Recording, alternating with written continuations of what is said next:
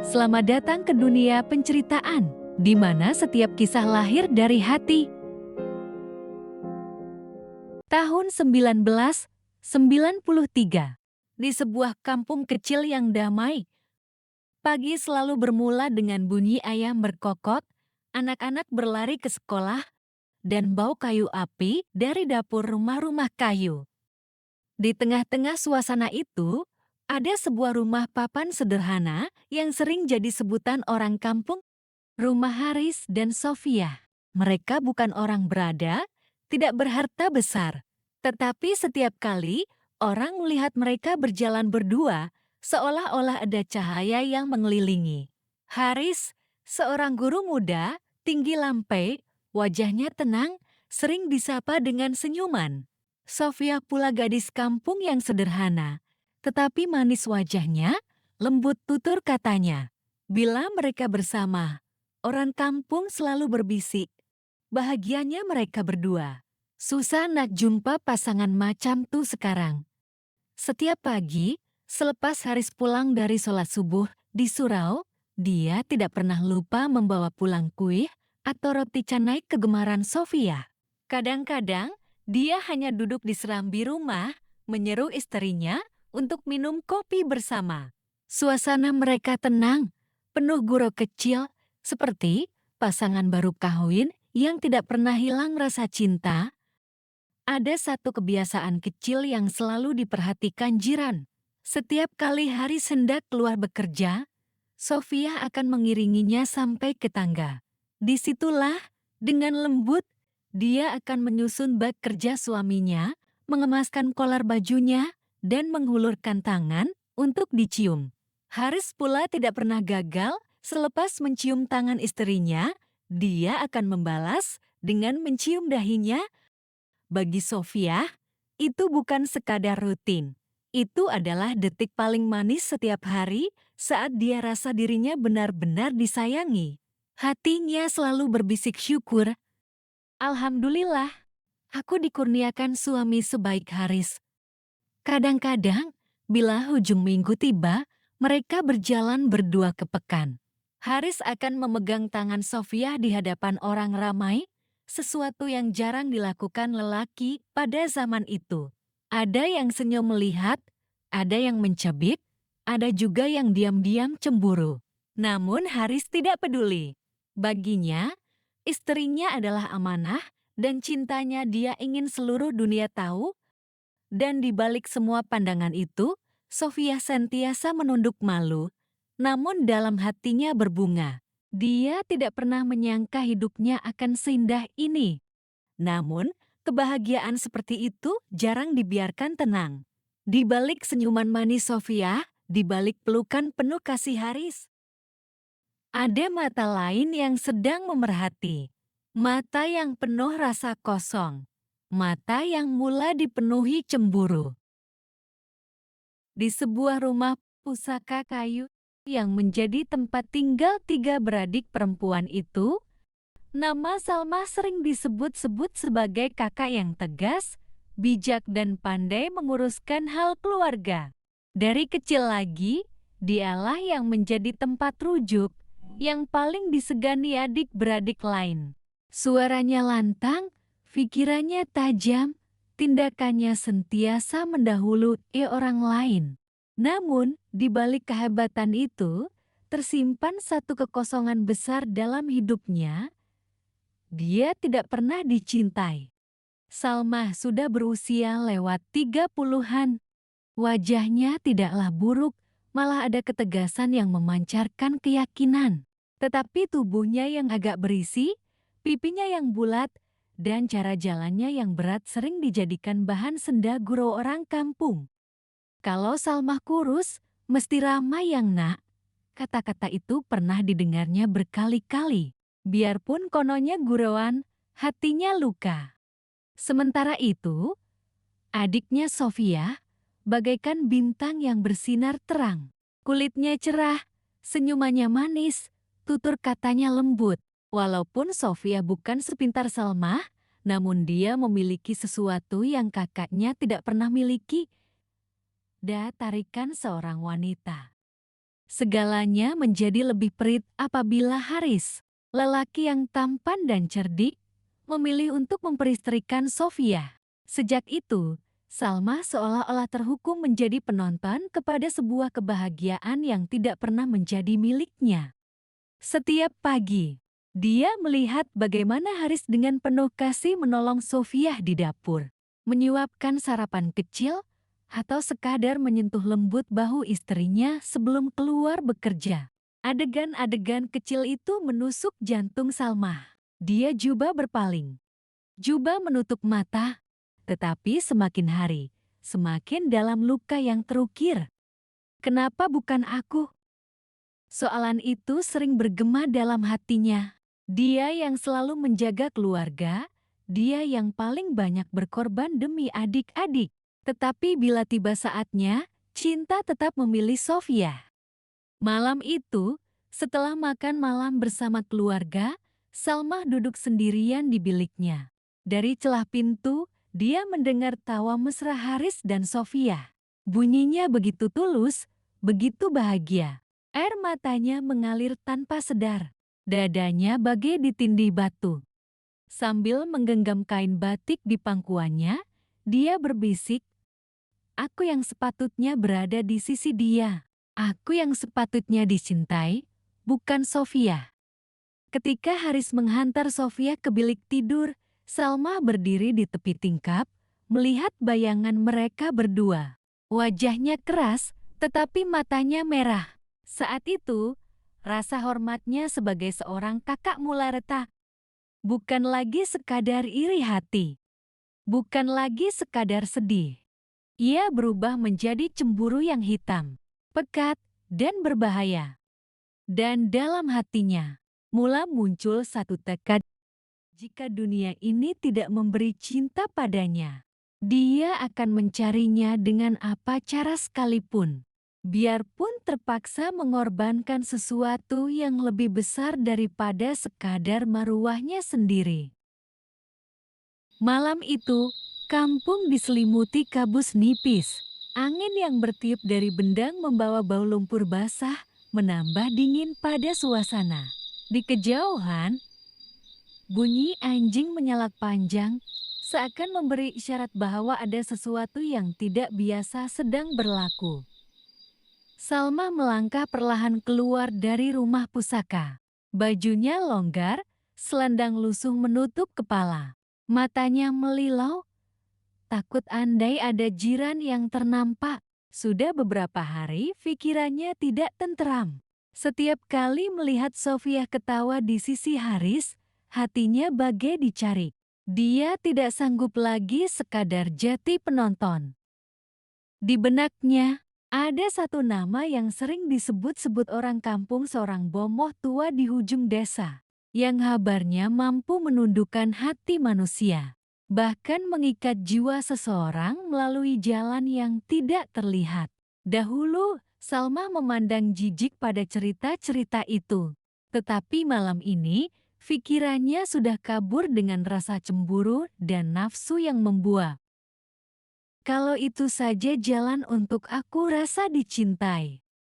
Bisiknya perlahan sambil menelan liur yang terasa pahit. Jalan tanah merah yang dilalui gelap, hanya diterangi cahaya bulan separa penuh. Setiap kali ranting patah di bawah kakinya, jantungnya berdegup kencang. Namun rasa takut itu tidak mampu menghalang langkahnya. Ada satu tenaga aneh yang seakan menolak dirinya untuk terus marah. Akhirnya dia tiba di sebuah pondok usang di tepi hutan kecil. Atap nipahnya sengat, dindingnya berlumut. Bau kemenyan menusuk hidung, bercampur dengan bau hanyir yang sukar dikenal pasti. Lampu pelita bergoyang ditiup angin, seolah-olah menari dalam kegelapan. "Assalamualaikum." Suaranya terketar. Tidak lama kemudian, kedengaran suara serak dari dalam. "Masuklah, aku sudah tahu kedatanganmu." Salmah terdiam. Bagaimana orang tua itu tahu? Dengan hati yang berdebar, dia menolak daun pintu. Di dalam pondok, Seorang lelaki tua berambut panjang kusut duduk bersila di atas tikar mengkuang. Matanya tajam, bercahaya aneh, seakan mampu menembus jauh ke dalam jiwa. Di hadapannya terdapat mangkuk tanah liat berisi air, beberapa helai kertas kuning, dan sebatang lilin kecil yang apinya meliuk-liuk. Bomoh itu tersenyum nipis. Rasa cemburu itu sudah membakar hatimu. Kau datang karena cinta yang bukan milikmu, betul? Salmah kaku. Kata-kata itu bagaikan membaca terus dari hatinya. Dia juga membuka mulut, tapi suaranya serak. Akhirnya dia mengangguk perlahan. Bomoh itu ketawa kecil, serak dan panjang. Kalau itu yang kau mau, ada jalan. Tapi ingat, setiap jalan gelap menuntut bayaran. Adakah kau sanggup menyerahkan apa yang diminta? Salma menggenggam kain batiknya kuat-kuat. Bayangan Sofia tersenyum manis di sisi Haris terlintas di pikirannya. Dadanya panas, matanya berair. Dengan suara bergetar, dia menjawab, "Aku sanggup, asalkan aku dapat apa yang aku mau." Dan pada malam itu, di pondok tua yang diselubungi asap kemenyan, Salma menjejakkan langkah pertama ke dunia yang tidak pernah disangka akan merubah hidupnya selamanya. Suasana di pondok itu semakin pekat. Asap kemenyan menyisakan dada, bercampur dengan bau hanyir darah ayam yang baru disembelih. Lilin kecil di hadapan bomoh tua itu bergoyang, apinya kadang hampir padam. Kadang marak seolah-olah ada nafas lain yang meniupnya. Salmah duduk bersila di hadapan bomoh, tubuhnya kaku, tangan dingin berpeluh. Di hadapannya ada sebuah tempayan kecil berisi air hitam, berbau masam. Bomoh itu mula melakar sesuatu di atas kertas kuning dengan tulisan halus, mantra yang tidak difahami. Suaranya berlagu perlahan, dalam bahasa yang tidak dikenal, antara dengusan dan bisikan. "Setiap jalan yang kau pilih ada harga," kata bomoh itu tanpa menoleh. "Kau mau cinta yang bukan milikmu, maka kau perlu serahkan sesuatu yang paling berharga daripadamu." Salmah menelan liur. Apa maksudnya? Bomoh itu menoleh perlahan. Matanya merah bercahaya di bawah sinar lilin. "Bayanganmu, sebahagian dari rohmu sendiri." Salmah terdiam. Kata-kata itu menakutkan, tetapi pikirannya terus terikat pada wajah Haris, senyuman hangatnya, kelembutan tangannya ketika menggenggam tangan Sofia. Bayangan itu membakar cemburunya lebih kuat daripada rasa takut. Bomoh itu mengulurkan sebilah pisau kecil yang berkilat. "Setitis darah dari jarimu, jatuhkan ke dalam air hitam ini. Mulai malam ini, wajah dan rohmu akan menempel pada bayangan adikmu setiap kali dia tidur. Kau akan jati dia untuk sementara. Tetapi ingat, setiap kali kau kembali, ada sebahagian dari dirimu yang hilang. Semakin lama, semakin sukar untuk membahasakan siapa kau sebenarnya." Tangan Salmah menggigil. Pisau itu terasa berat, seolah-olah membawa beban dosa. Tetapi hatinya berteriak, "Aku tidak mau hidup begini. Aku mau rasa dicintai, walau sekali." Dengan mata berair, dia menggoras hujung jarinya. Darah merah menitik, jatuh ke dalam air hitam. Sejurus itu, tempayan kecil itu berbuih, mengeluarkan asap nipis yang berbau hangit. Lilin bergoyang lebih liar, dan bomoh itu ketawa kecil, serak dan menakutkan. "Sudah bermula, kau akan dapat apa yang kau mau. Tetapi jangan sekali-kali berpatah balik. Malam ini, bila Sofia lena, bayanganmu akan mula menyelinap ke dalam dirinya. Kau akan merasa apa yang dia rasa. Kau akan menyentuh apa yang dia sentuh. Kau akan dicintai seperti dia dicintai. Salma menutup wajahnya dengan kedua-dua belah tangan.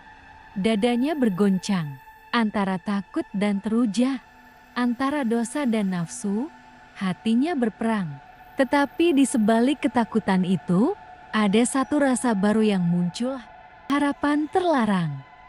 Dan pada malam itulah perjanjian gelap termeterai.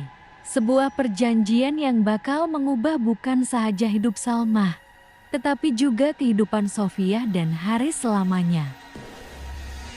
Malam itu, rumah pusaka keluarga sunyi. Lampu minyak di serambi malap, hanya meninggalkan bayangan samar di dinding papan.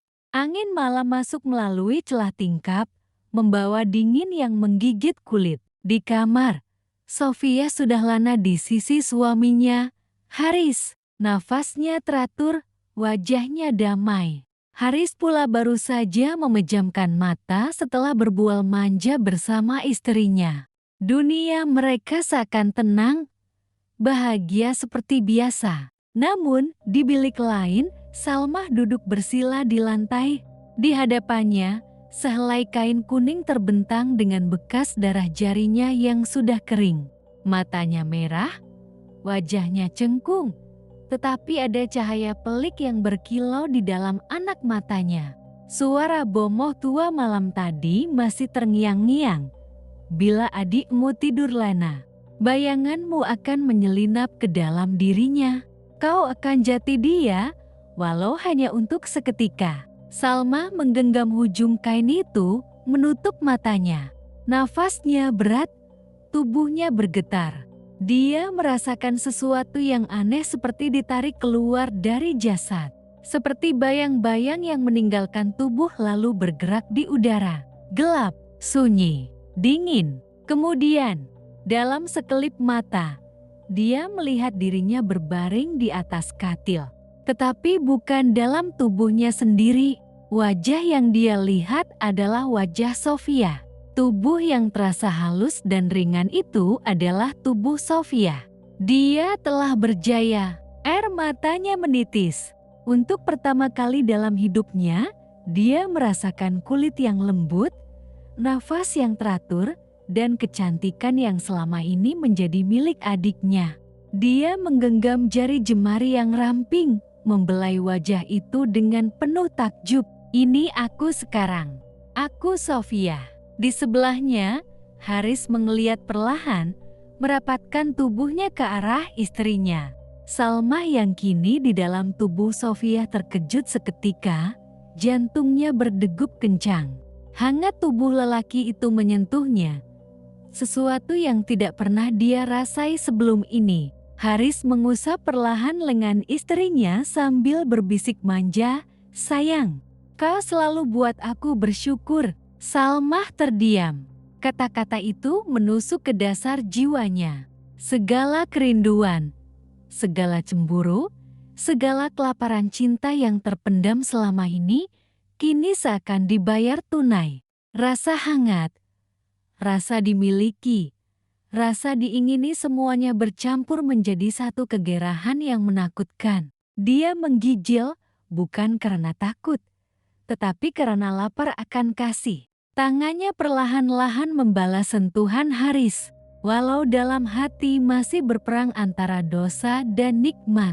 Mata Haris yang separuh lena kembali terbuka, melihat istrinya yang tampak lebih bersemangat malam itu. Senyumannya lembut, tanpa pernah menyangka sesuatu yang ganjil sedang berlaku. Dan pada saat Haris merapatkan wajahnya, bibirnya hampir menyentuh bibir Sofia. Salma menutup matanya rapat-rapat. Air matanya jatuh, bercampur dengan rasa gairah, takut, dan keterujaan yang bergelora. Malam pertama perubahan itu telah bermula, dan ia hanyalah permulaan dari dosa yang lebih gelap. Malam itu menjadi saksi kepada sebuah dosa yang dibungkus rapi dalam wajah cinta. Salma, yang kini terperangkap dalam tubuh Sofia, masih merasakan hangat tubuh Haris yang semakin merapat. Nafasnya terasa deras, bercampur debar yang hampir meletup di dadanya.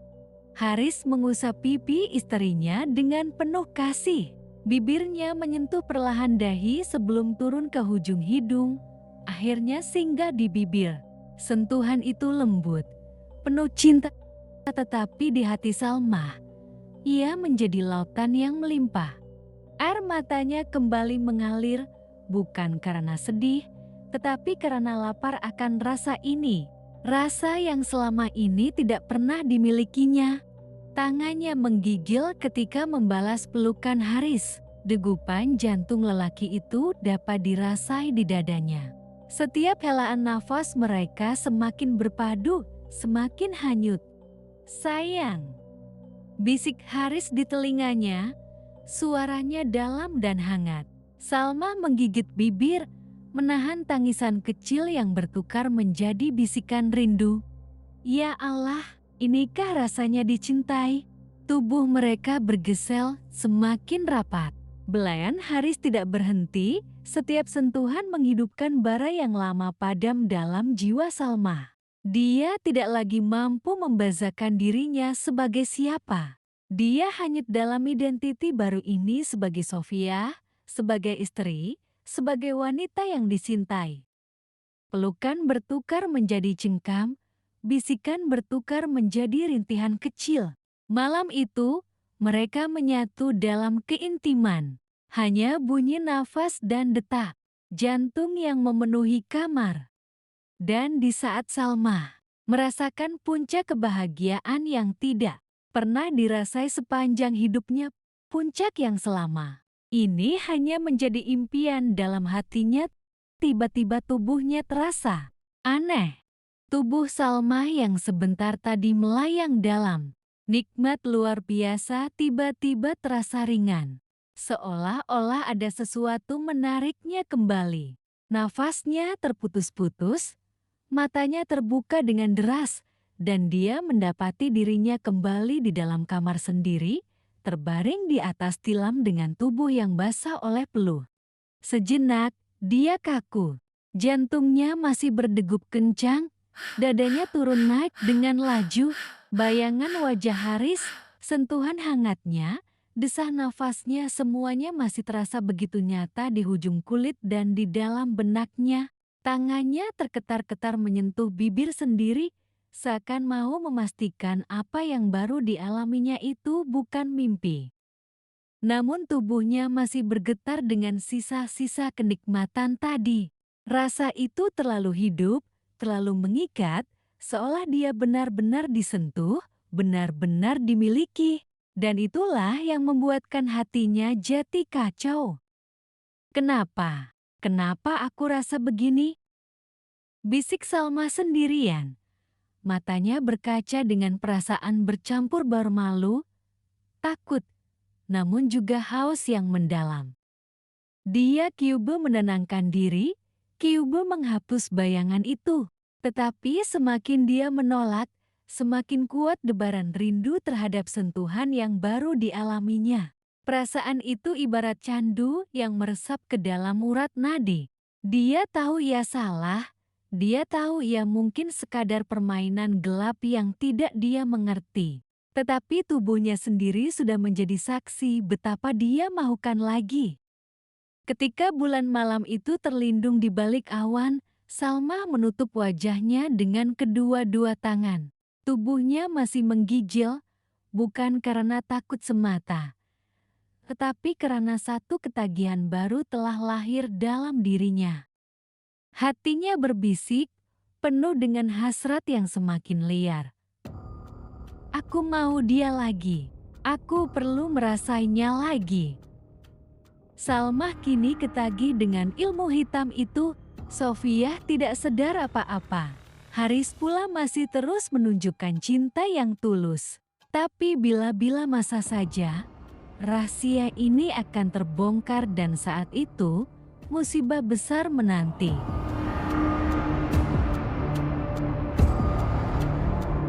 Terima kasih karena mendengar cerita ini hingga ke akhir. Kalau Anda suka, jangan lupa subscribe channel ini untuk menyokong kami menghadirkan lebih banyak kisah menarik yang lain. Tinggalkan komen di bawah.